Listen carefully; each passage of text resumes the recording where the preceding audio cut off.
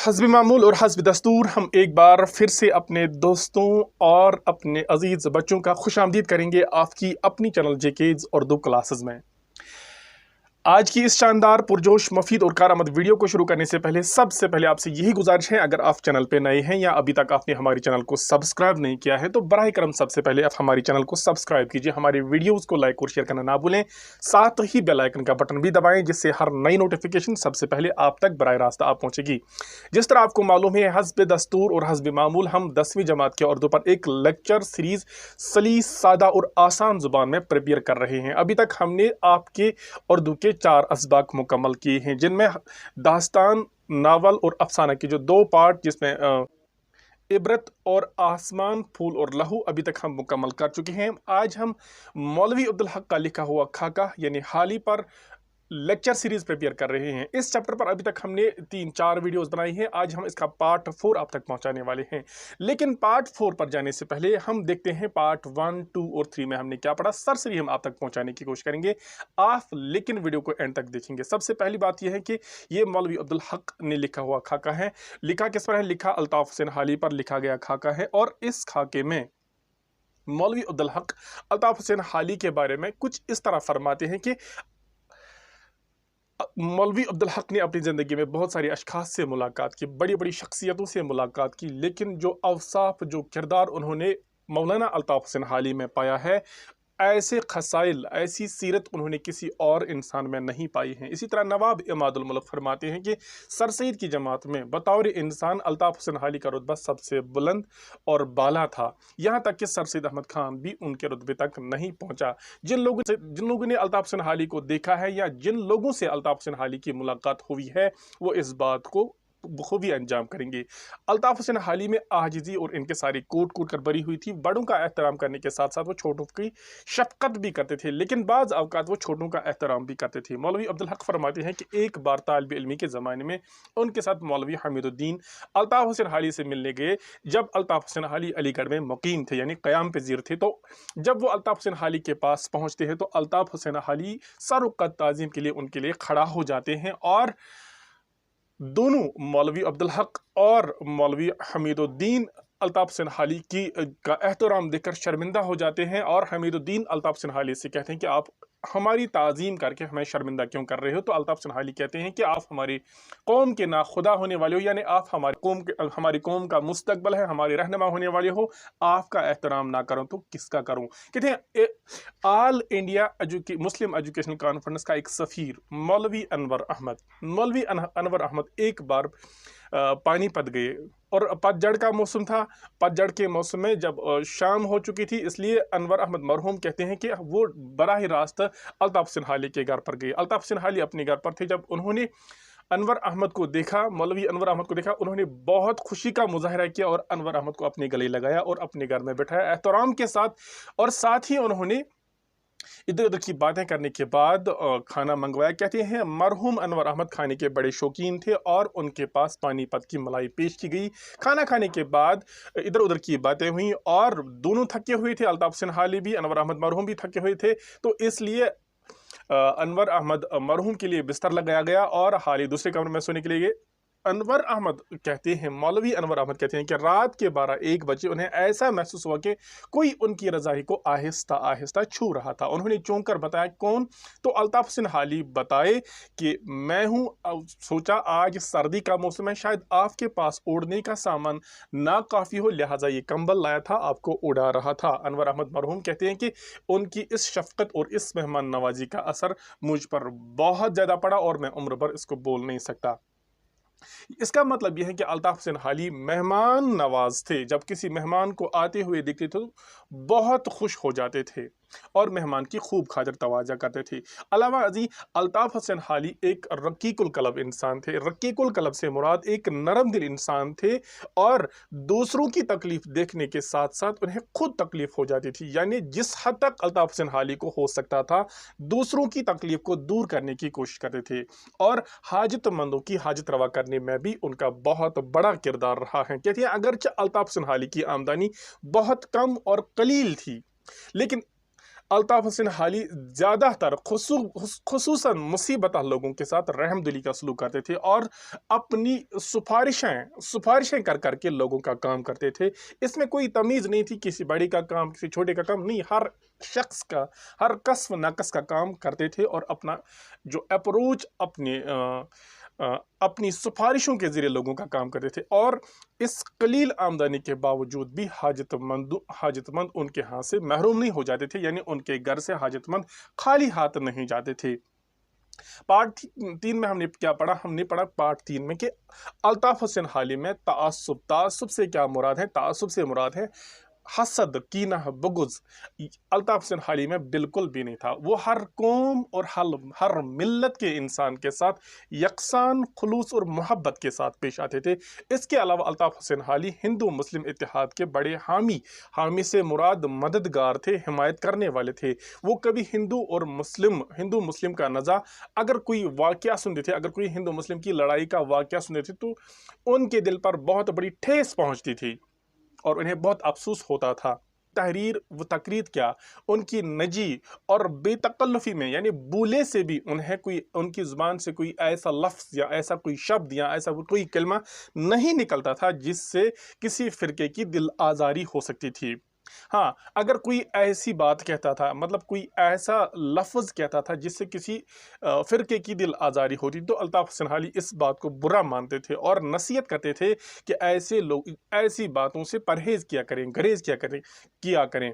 यानी बेतआस्सुबी उन्हीं लोगों की फ़ितरत में होती हैं, बेतआस्सुबी का वसफ़ उन्हीं लोगों की फ़ितरत में होती हैं जिनकी तबीयत में इंसाफ़ होता है। यही कहा जाता है। अल्ताफ़ हुसैन हाली के बारे में मौलवी अब्दुल हक कहते हैं कि नामो नमूद, यानी वो अपना दिखावा नहीं करते थे, वरना वो एक मशहूर शख्सियत थी, लेकिन मशहूर होने के बावजूद भी वो अपनी शोहरत नहीं चाहते थे, क्योंकि शोहरत एक ऐसी बुरी आफत है, जब ये कहीं पे आ जाती है तो इंसान में खुद ब खुद तकब्बुर और घमंड के अवसाफ आ जाते हैं, घमंड की जो बिदअत पैदा हो जाती हैं और इंसान खुद ब खुद शिखी जताता है और इंसान अपने आप को बड़ा समझने लगता है। कहते हैं हमारे शायरों में यहाँ एक रिवाज चलता है, यानी हमारे शायर एक ऐसा काम करते हैं, वो अपनी शायरी में अपनी बेजा तारीफें करते हैं, यानी अब वो अपनी शायरी में अपनी तारीफें करते थे और ऐसी तारीफें जो वाजिब नहीं होती थी, यानी जो अवसाफ उनमें नहीं होते हैं वही अवसाफ पेश करते हैं। कहते हैं अब ये उनका दस्तूर बन चुका है हमारे शायरों का। वो सीधी सादी बात भी करें तो अल्ताफ़ हुसैन हाली के बारे में क्या कहा जाता है कि अल्ताफ़ हुसैन हाली बिल्कुल सीधी सादी बातें करते थे और जैसा कि आम दस्तूर है, आम दस्तूर के हिसाब से बात करते थे, दूसरों की तरह नहीं कि वो बातों बातों में शेर पढ़ना, अपनी फजीलत को जताना, इशारे और कनाइये में दूसरों को तहकीर समझना, हकीर समझना, इस चीज़ का बिल्कुल अल्ताफ़ हुसैन हाली के पास कोई जवाज़ ही नहीं था। अल्ताफ़ हुसैन हाली के पास ऐसे अल्फाज की कोई गुंजाइश ही नहीं थी, बल्कि अल्ताफ़ हुसैन हाली बिल्कुल सादगी से चलते थे। हाँ, एक बात है, जब अल्ताफ़ हुसैन हाली कहीं ताल्ली करते थे, यानी जब अल्ताफ़ हुसैन हाली अपनी शायरी की तारीफ़ खुद किया करते थे, लेकिन इस अंदाज से करते थे कि वहाँ भी खाकसारी का पहलू अपने हाथ से जाने नहीं देते। जिस तरह के हमने पढ़ा, माल है नायाब पर गाहक है इससे बेखबर, शहर में खोली है हाली ने दुकान सबसे अलग, ये हम ऑलरेडी पढ़ चुके हैं। कहते हैं अगर अल्ताफ़ हुसैन हाली का आपको ज़ौक़ शायर देखना होगा, अल्ताफ़ हुसैन हाली का कमाल देखना होगा, अल्ताफ़ हुसैन हाली की शायरी का कमाल देखना हो, तो इस चीज़ के लिए हमें अल्ताफ़ हुसैन हाली की किन किताबों का मुताला करना होगा, जैसे हयात सादी, यादगार गालिब और मुकदमा शेर व शायरी। ऐसी किताबें हैं जिनसे हमें अल्ताफ़ हुसैन हाली की शायरी का अंदाज़ा लग सकता है। इसके अलावा बताया जाता है कि अगर अल्ताफ़ हुसैन हाली से कोई पूछता, यानी अल्ताफ़ हुसैन हाली की शायरी पर अल्ताफ़ हुसैन हाली के बारे में पूछा, तो अल्ताफ़ हुसैन हाली क्या कहते थे? अल्ताफ़ हुसैन हाली अपनी शायरी के नुकात बयान करते थे, यानी अल्ताफ़ हुसैन हाली से कोई उनकी शायरी से मुताल्लिक़ कुछ पूछता, उनकी तारीफ़ करता, तो अल्ताफ़ हुसैन हाली वहाँ बखूबी अपनी शायरी के नुकात पेश करते थे, यानी तनकीद करते थे अपनी शायरी की कमी कहाँ कहाँ पे रह चुकी हैं। बजाय कि वो अपनी तारीफ़ें करते, वो अपनी खामियां निकालते हैं, खुद की खामियां निकालते हैं। ये एक इंसानियत का आला नमूना है।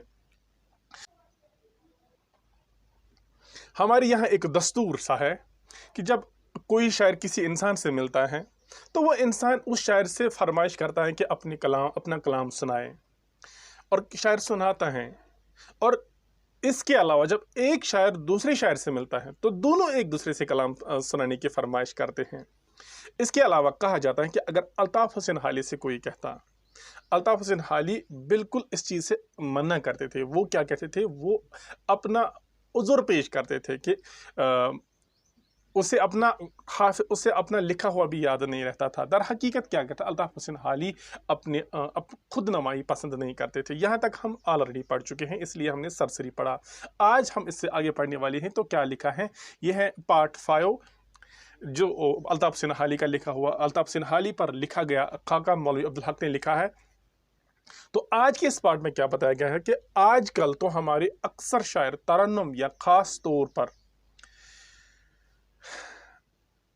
गा कर पढ़ते हैं, उनका जिक्र नहीं, लेकिन जो तहतुल लफ्ज़ पढ़ते हैं इनमें बाज़ तरह तरह से चश्म, अबरू, हाथ, गर्दन और जिस्म से काम लेते हैं, और बाज़ औक़ात ऐसी सूरतें बनाते हैं कि बेइख्तियार हंसी आ जाती हैं। कहते हैं कि आजकल हमारे शायरों का दस्तूर सा हो गया है, हमारे शायरों में एक रिवाज हो गया कि वो जब अपना कलाम पढ़ते हैं तो तरन्नुम के साथ पढ़ते हैं या गा कर पढ़ते हैं।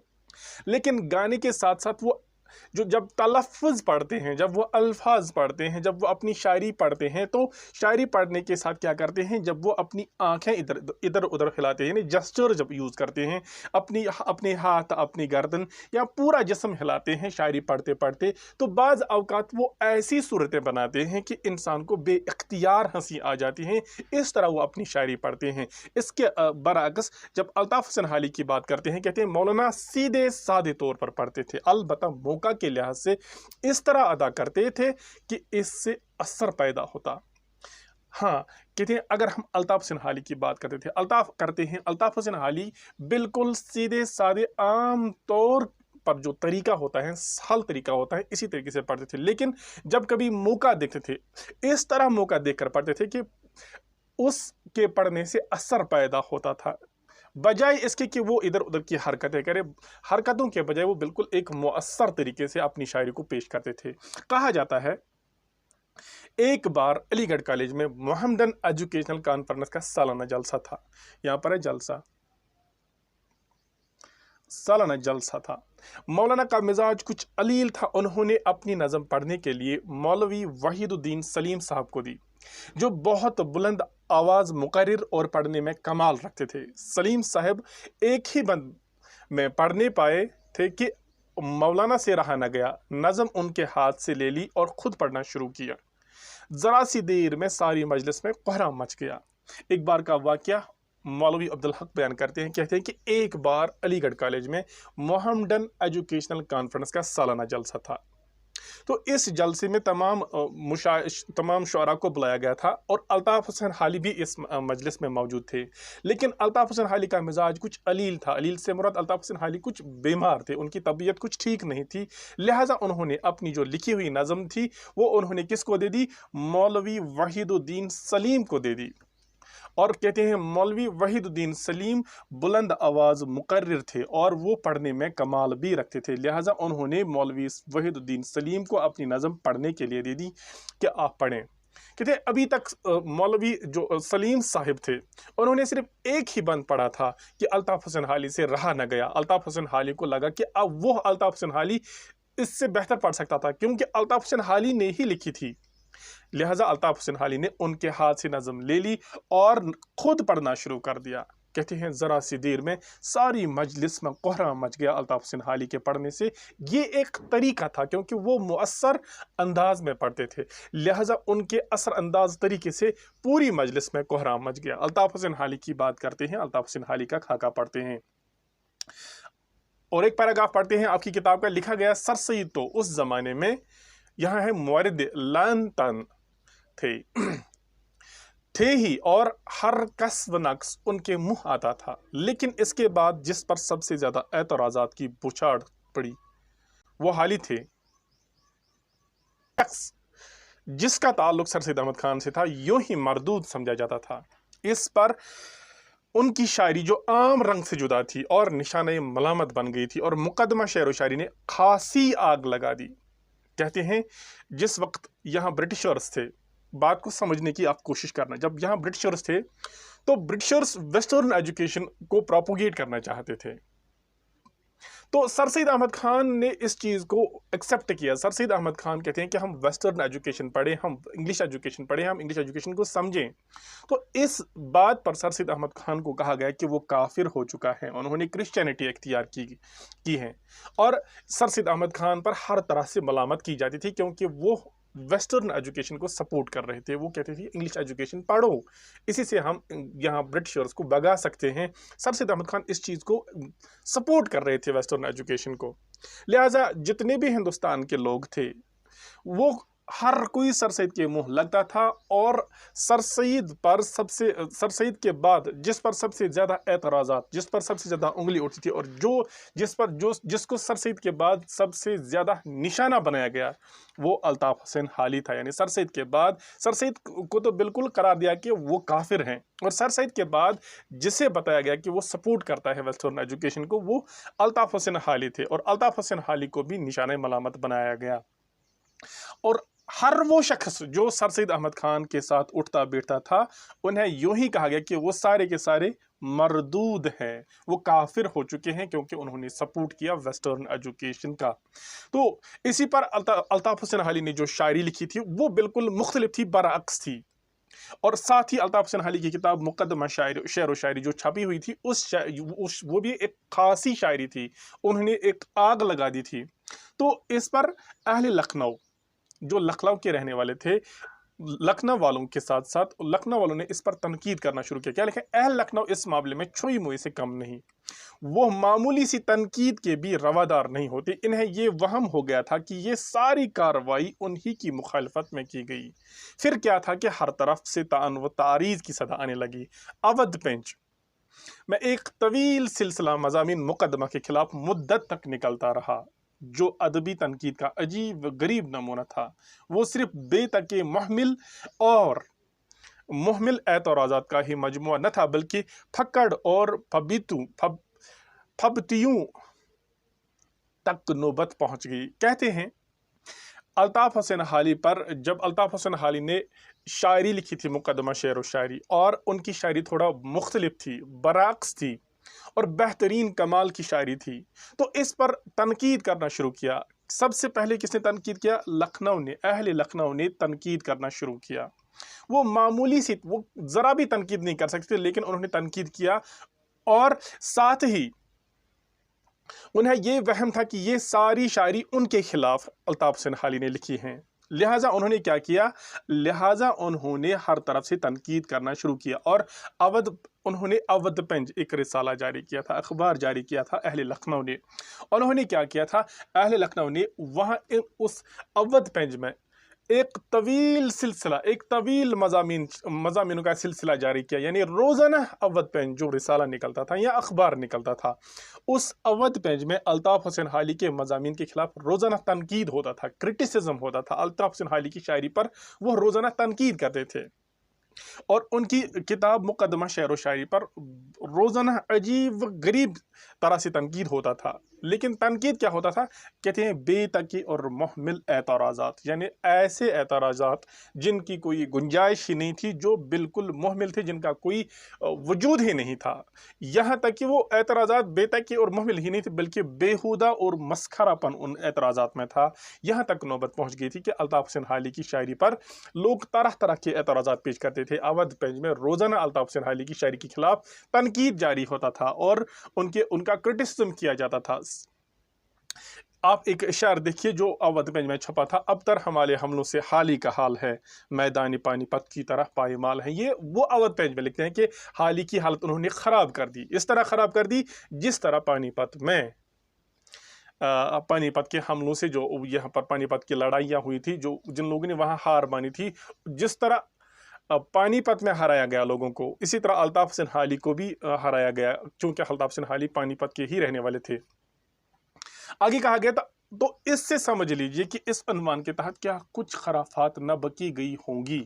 مولانا یہ سب کچھ سہتے رہے، लेकिन कभी एक लफ्ज़ भी ज़बान से नहीं निकाला। कहते हैं अल्ताफ़ हुसैन हाली ये सारी बातें, ये सारा तनकीद बिल्कुल आराम से सुनते और सहते रहे, देखते रहे, लेकिन कभी उन्होंने इस चीज़ को अपनी ज़ुबान पर नहीं लाया और ना ही मुकाबला करने की कोशिश की, ना ही इसका रिटेलिएट किया, यानी उसका वापस से जवाब देने की कोशिश की, बिल्कुल भी नहीं की। एक वक्त आया, क्या पूछते हो, क्यों कर सब नुक्ताचीन हुए चुप, सब कुछ कहा उन्होंने पर हमने दम न मारा। यानी सारे के सारे नुक्ताचीन जो थे, जो अल्ताफ़ हुसैन हाली की तनकीद करते थे, एक दिन आया वो खुद ब खुद खामोश हो गए और अल्ताफ़ हुसैन हाली बगैर कुछ कहे वो खामोश हो गए। तो क्या लिखा है, लेकिन आखिर एक वक्त आया कि नुक्ताचीनी की ज़ुबानें बंद हो गई और वही लोग जो इन्हें शायर तक नहीं समझते उनकी तकलीद करने लगे। यानी अब